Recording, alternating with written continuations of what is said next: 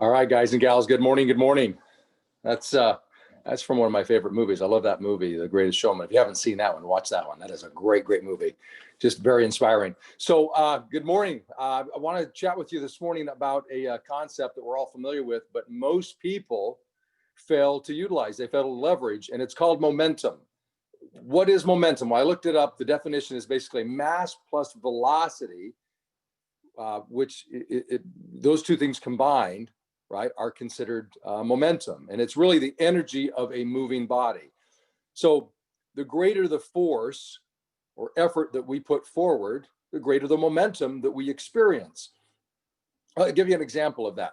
Imagine a freight train on a set of tracks, and it's the engine is idling. It's not running. In other words, we haven't unlocked the drive wheels, but the engine is on, right?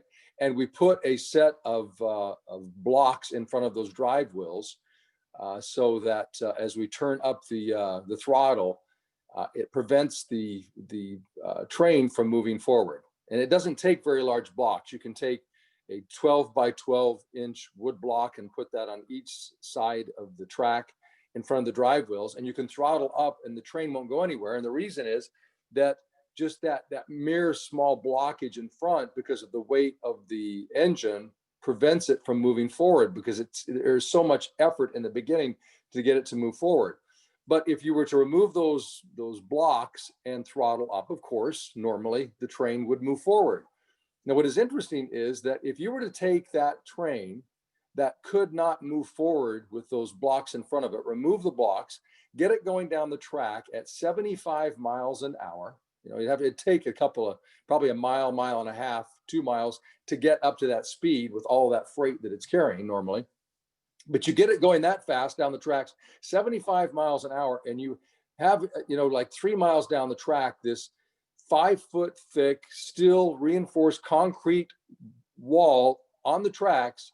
The crazy thing is that freight train will blast right through that wall. It's called momentum. And see, most people in their lives don't utilize momentum. And if they would utilize it, what they could accomplish would be so much greater. I think one of the issues is that people will put forth effort and they get resistance, and because they don't like the resistance, they stop. And so therefore they have to start all over. Imagine that train on the tracks, and you're putting all of your effort into it, leaning into it. It's in neutral. The engine's not on, and you're trying to push it forward. And you've seen, strong men do these things where they'll tie themselves to a rope or chain themselves to a harness and attach that to the train and pull the train forward, right? And they can do it. But the key to it is, of course, is not giving up, is leaning into it and maintaining that forward momentum. And you'll see people all the time who will put forth some effort, and then because the resistance is great, they start to get tired, they pull back, they stop. And the crazy thing about that is, unfortunately, is that they have to start all over. So all of that energy that they expended goes to waste. And then the worst part about it is that they have to expend that same amount of energy just to get back to where they were. See, that's what the average person does on a daily basis as it relates to their life, to their dreams, the things that they want. And see, the crazy thing about momentum is it can work for you and against you. This idea of momentum and moving forward, really, another way to state it is the compound effect. The compound effect really says this, that the more effort you put into something over a consistent period of time, you'll get more benefits than what you put in. In other words, you're going to reap more than you sow. I'll give you an example of that because it works both ways. Let me give you an example of how it can work against you. Imagine eating a hamburger once a week, and you do it just for pleasure, of course. Why else would you eat a hamburger? I mean, hamburgers are great. You're going to eat a hamburger every week for pleasure. Well, at the end of the week, end of the month, end of the year, really in totality, it would be that you ate a hamburger every week for a year, and nothing happened but pleasure. You enjoyed eating that hamburger. But imagine every day eating a hamburger, Monday, Tuesday, Wednesday, Thursday, Friday, Saturday, Sunday, and doing that every day for a solid 30 days, 60 days, 90 days, 180 days, 365 days. What would the results be? Well, I think it would be a stroke. You look at most people who eat like I used to that way, my blood pressure was high, my cholesterol was high, I was very lethargic, I did not live an active lifestyle. This idea of the compound effect can work for you and against you. Let me give you an example of how it can work for you. If I said to you that I'm going to give you a choice, I'll hand you $3 million today, or I will give you a penny today, and then 2 pennies tomorrow, and then the next day I'll give you 4, and the next day I'll get 8. Which one would you choose? Now, if you've heard this one before, you know the answer. You're going to say, well, of course I would choose the penny today. Many people would say, no, no, no, give me the $3 million today. There's no way that a penny today and then 2 tomorrow and then 4 the next over 30 days would ever result in being an amount greater than $3 million. What is interesting is this. In the first, let's go 5 days. So the first day it's a penny. The second day it's 2. The third day it's 4. The fourth day it's 8. And the fifth day it's 16 cents in 5 days. I mean, imagine being 5 days into it and choosing that as opposed to the $3 million. You'd start to panic, right? Well, let's get into the 19th day. You're 19 days into this program of doubling every single day. You're still only at $5,200. So imagine the panic. You put you put all of your eggs in one basket and say, no, no, no, I'm not going to take the 3 million. I'm going to believe in this process of doubling every single day. And you're 19 days into the process and still you're only at 5,200. You'd be panicking, right? Like most people do when they put forth effort and they feel the resistance and they're not seeing results. They start to panic. They start to disbelieve in the process. And as a result, what do? They give up.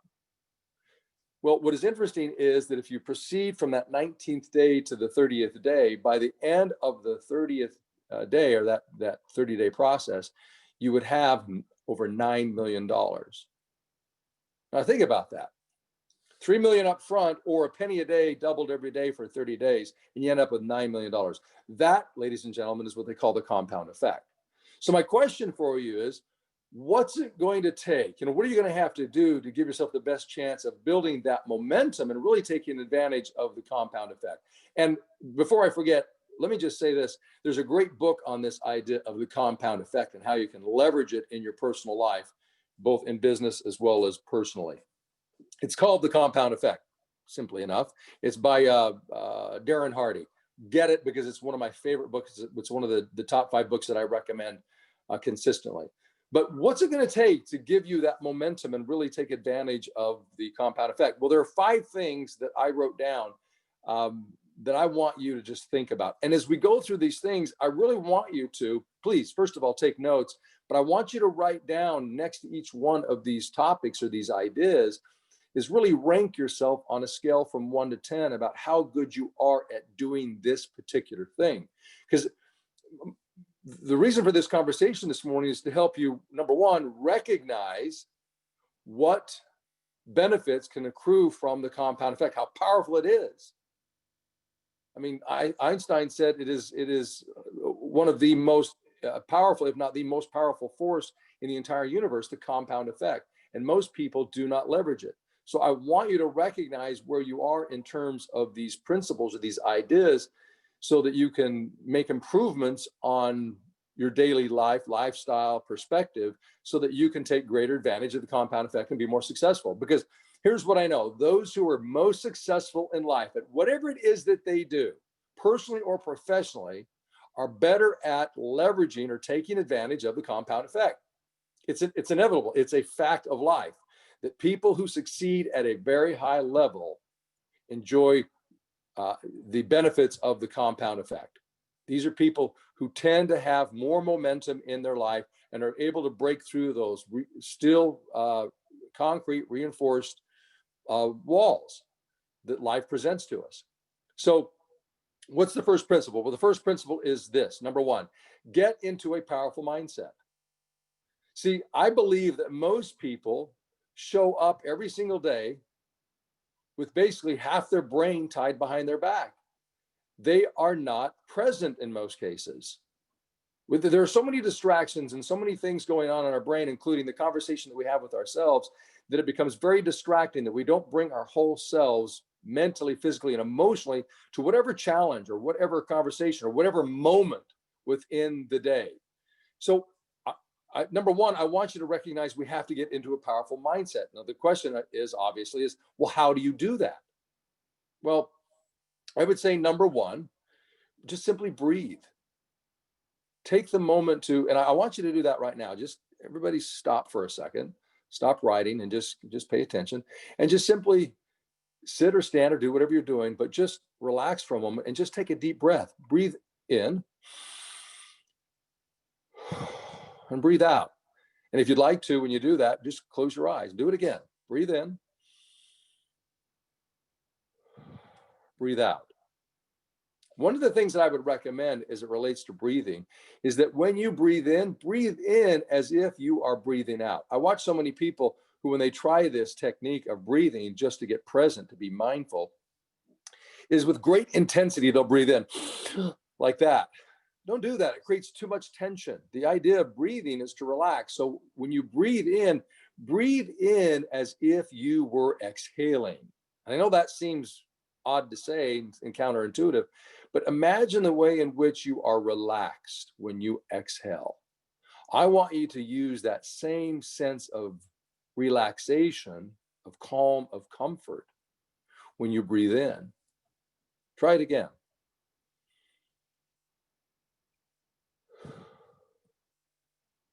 You feel a difference? See, one of the reasons for breathing is just simply to make certain that our mind connects with our body. In other words, that we get present, that we're in the moment. See, I believe that most people are not fully present. It's like showing up, it'd be like a prize fighter showing up to a fight with one hand tied behind their back. They would not fare well in the fight. Guys and gals, one of the things that we have to do is we have to be present if we're going to have a powerful mindset. We've got to be present. We've got to make sure that there's a mind-body connection consistently, and we're aware of that. And one of the first techniques that we can use to make certain that that happens is to simply breathe. The second thing is to just relax. So that breathing is the introduction to relaxing, right? Pay attention to the way that you feel. One of the things that I often find myself doing when I'm presenting, for example, having this conversation with you, is that I find myself getting tense. I will feel it in my legs, my toes, my hands, my shoulders.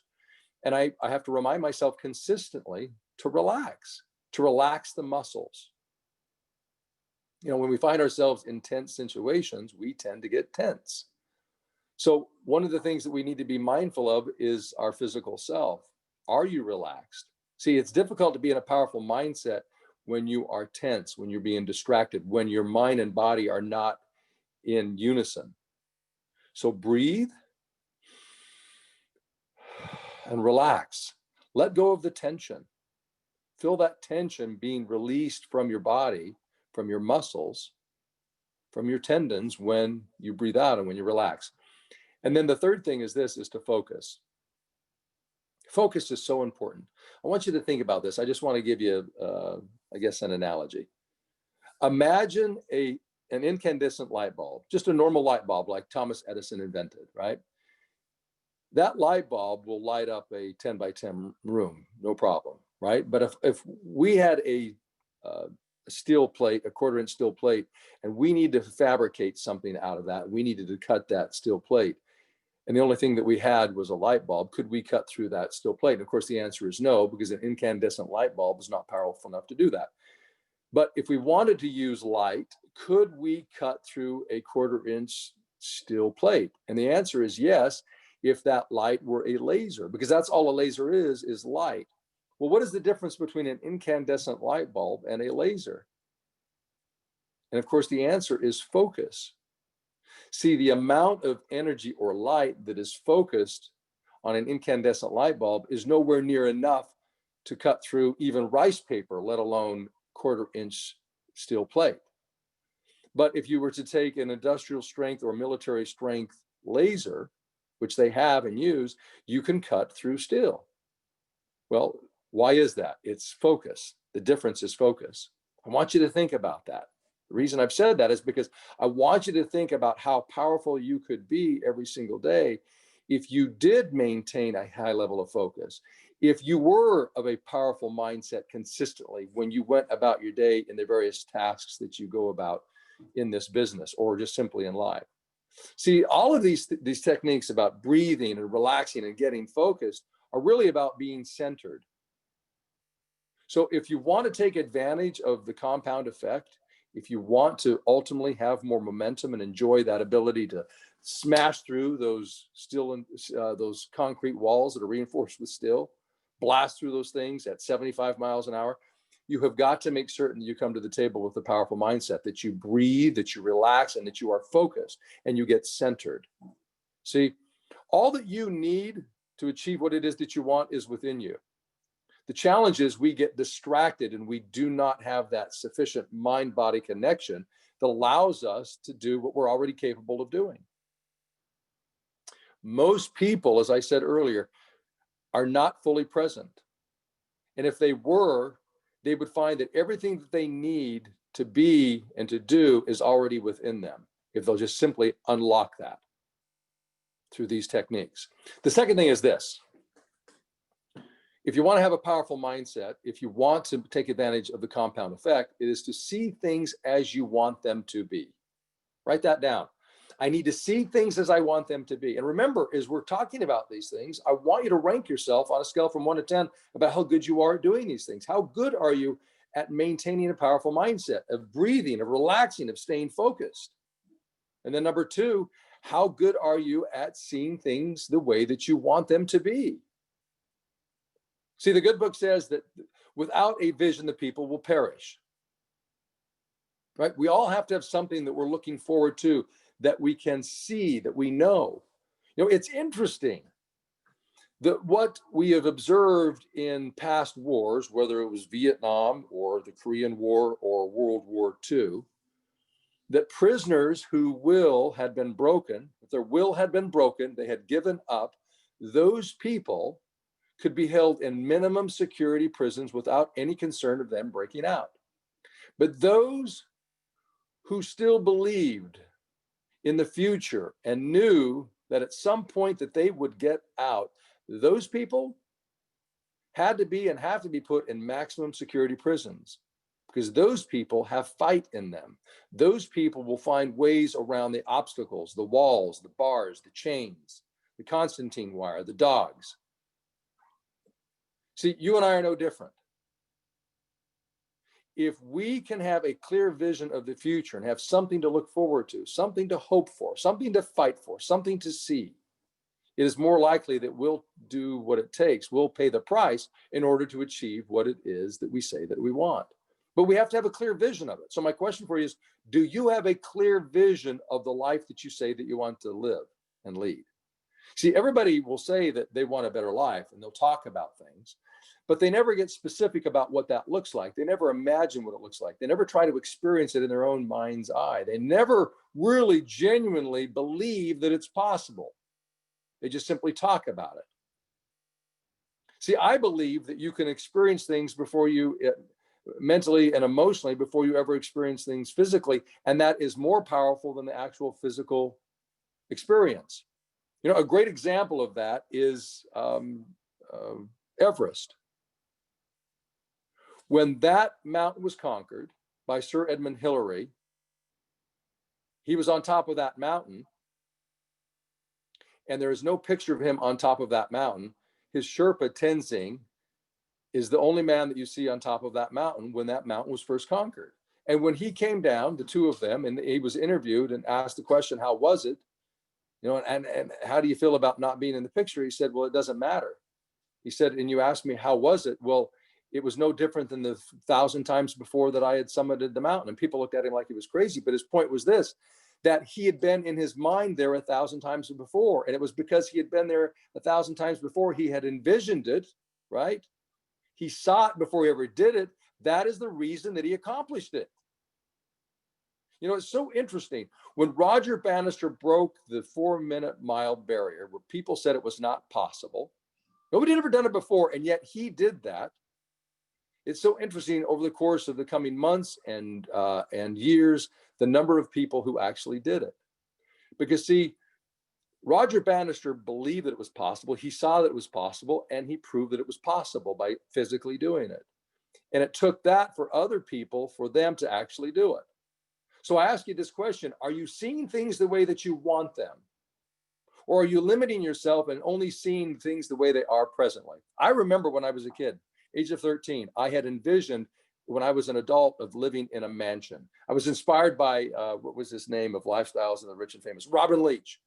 I remember Robin Leach talking about in his introduction, Lifestyles of the Rich and Famous, right? And they would show all of these luxury items, houses and cars and vacations, these exotic places. And I remember looking at what, he called mansions. That was the word that was used a lot in the 80s, for big homes, mansions. And I had this dream I was going to build a mansion. So I actually sketched out a mansion. I drew the interior plan and I drew the exterior as best that I could, as best a 13-year-old could. Well, what is interesting is that the last home that I built in Utah, up in Park City in Glenwild, I had designed a home and I had hired an architect to draw up the plans, and then hired a builder to build it. And I remember that moment when I walked into the home. It was probably about 80% finished. And I stood in the house and I looked at it. It dawned on me. It hit me like a bolt of lightning. What I realized is, and I'd never realized this before in the entire process of building this home, that home that I had built, this 8,500 square foot home that I had built, was the home that I had designed when I was a 13-year-old. It was so interesting that this idea that I had as a 13-year-old had manifested itself, like 30 years later, 35 years later. It's crazy. So my question for you is, are you seeing things as you want them?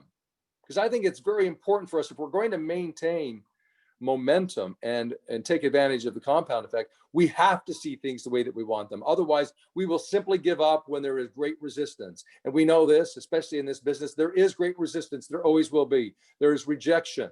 There's competition. There are external forces that apply pressure on us, right? The economy, pandemics, all of those things that go on. There are all sorts of reasons why we could give up. And most people would justify us giving up and say, it's okay. I get it. Are you seeing things the way that you want them? And then number 3, being grateful. You hear us talk about this all the time. George, me, others talk about this, about being grateful. See, being grateful creates a powerful mindset. Being grateful snuffs out fear. You cannot be both grateful and fearful simultaneously. Can you be grateful and then fearful? Yes. Can you be fearful then grateful? Yes. But simultaneously, no, you cannot. So my challenge to you is this: be grateful. Are you adept, skilled at being grateful consistently? Here, I just want you to think about this. Those who are grateful, those who keep, and gratitude really is the only thing that it is, guys and gals, at its purest form is love. It is love. So my question for you is this: are you good or great at maintaining and being centered on love? Or that is your core as opposed to fear?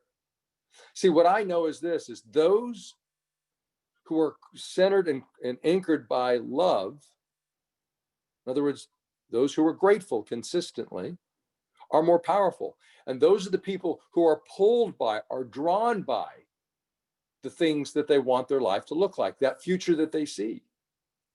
Whereas the average person, they're anchored by or centered on fear.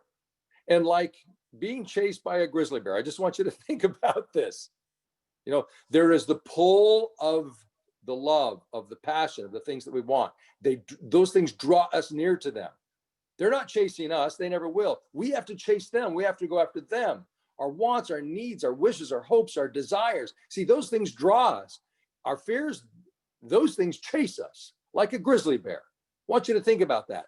If you were being chased by a grizzly bear, my question for you is this: where are you trying to go? When a bear is chasing you, where are you trying to go? And the answer is, I'm just simply trying to get away. You don't care where you end up as long as you end up away from the grizzly bear, safe away from the grizzly bear, right? Well, see, that's what most people do on a daily basis. They don't care where they end up as long as they get away from their fears. So my question for you again is this: are you being grateful? Are you being pulled by your passions, your loves, your gratitude, your focus on what is right in your world versus your fears, the things that you're afraid of? So you can be chased by your fears to areas, to places that you don't want to be, just to get away from your fears, or you can be drawn by your passions, by your gratitudes, by love. That is simply a choice. Those who are more grateful and focused on and driven by love tend to have a more powerful mindset and take advantage of the compound effect. And then, principle number 4, stop focusing on the fact that you don't know how. Stop focusing on the fact that you don't know how. Here's what I know. If we're going to do something that we've never done before, in other words, accomplish something we've never done before, the question is, well, how do I do it? Well, I've not done it before. I don't know how, so I'm going to have to figure it out. Well, I'm here to say to you this: stop focusing on the fact that you don't know how. See, the greats in history didn't focus on the fact that they didn't know how. Edison didn't focus on the fact that he didn't know how. He didn't spend his time in his lab looking at all the reasons why he didn't know how. How did he spend his time? He looked for solutions. He looked for ways to figure it out. In other words, he took action. He stopped focusing on the fact that he didn't know how, and he simply looked for solutions. So many people in life think that they need to know more in order to take action. In other words, they get ready to get ready, so when they're ready, they'll be ready. And the only way to ultimately be ready is to actually take action. See, people who focus on taking action are the people who actually get things done. People who focus on the fact that they don't know how and have to figure out all the ways in their mind about how to do it before they ever take action never do. Those are the people who create great things, who attain things that have never been attained before, breaking the 4-minute mile, putting a man on the moon, summiting Mount Everest, creating the phonograph, the light bulb. These things are done by people who don't focus on the fact that they don't know how. These things are done by people who take action, who look for the solutions on the how. I'll give you a great example of this. John F. Kennedy, I think it was in 1960, was it in 61, I think, maybe 62, when he stood there and said, we were going to put a man on the moon within the decade. And what is interesting is that ultimately he didn't know how. And to make matters worse, neither did NASA, because the United States at the time had a hard time putting a satellite into orbit around the Earth, let alone taking a rocket ship with men and payload up to the moon and men walking on it. And yet John F. Kennedy made the bold statement that we were going to put a man on the moon within the decade. And of course, many people panicked, and NASA among them. And so Kennedy called a meeting with NASA and others within the government. And he started asking questions. Well, ladies and gentlemen, what's going to prevent us from getting to the moon?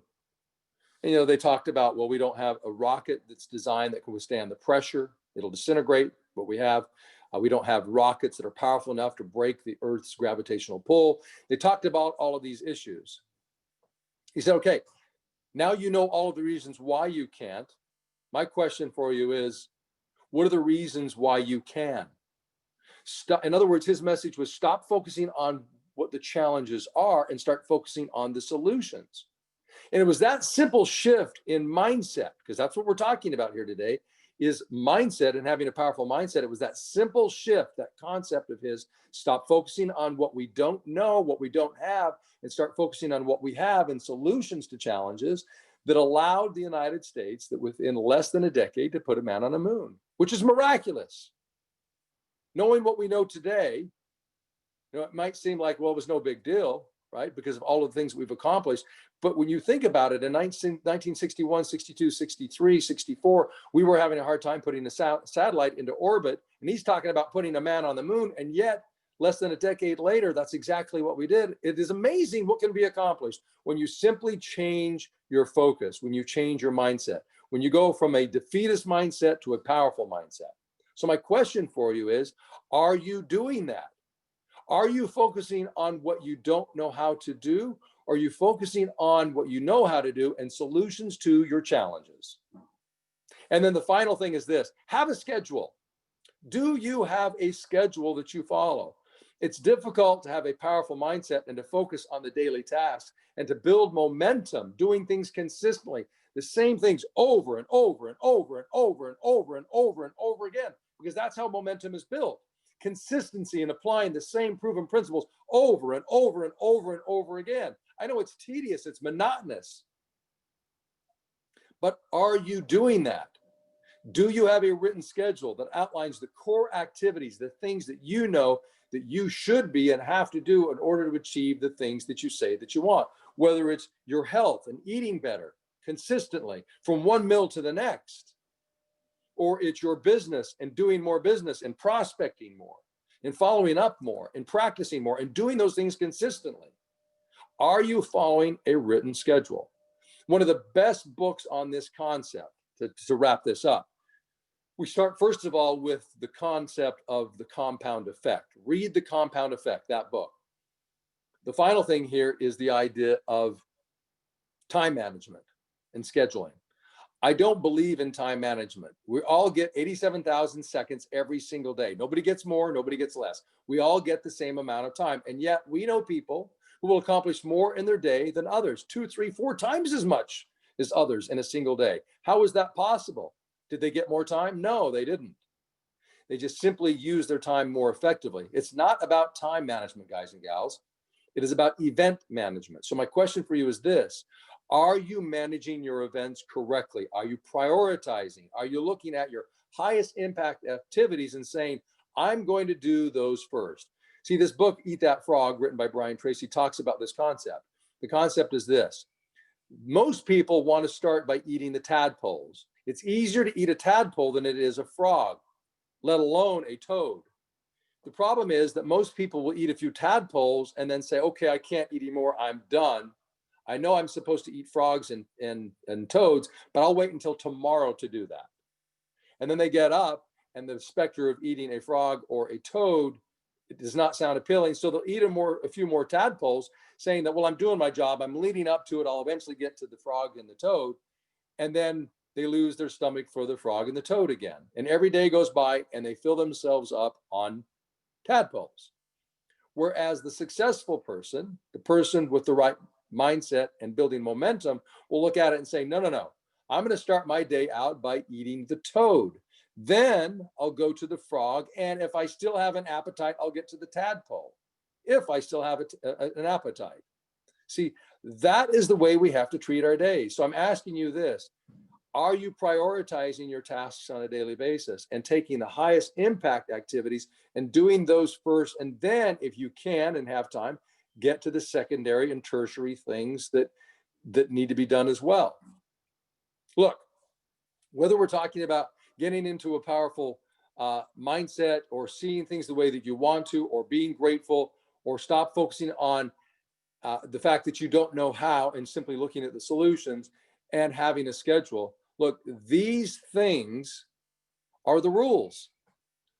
You may not like them, I may not like them, but look, man, if we ignore these things, the life that we say that we want, all of these crazy things that we envision, that we tell ourselves and others that we want, we'll never get if we don't abide by the rules. And these are the rules, guys and gals. If the rules were different, I would submit to you a different set of rules. Now, look, am I perfect at these things? No. It's the very reason that I'm sharing them with you, because I struggle with these things as well.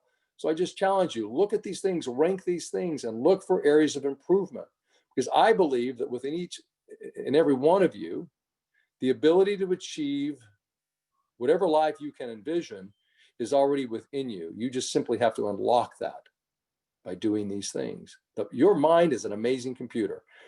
It is amazing what we can accomplish if we'll simply unlock our own minds and remain focused on what it is that we want, to build the momentum and to build ultimately that compound effect to take advantage so that we can reap much more than we sow. All right, let's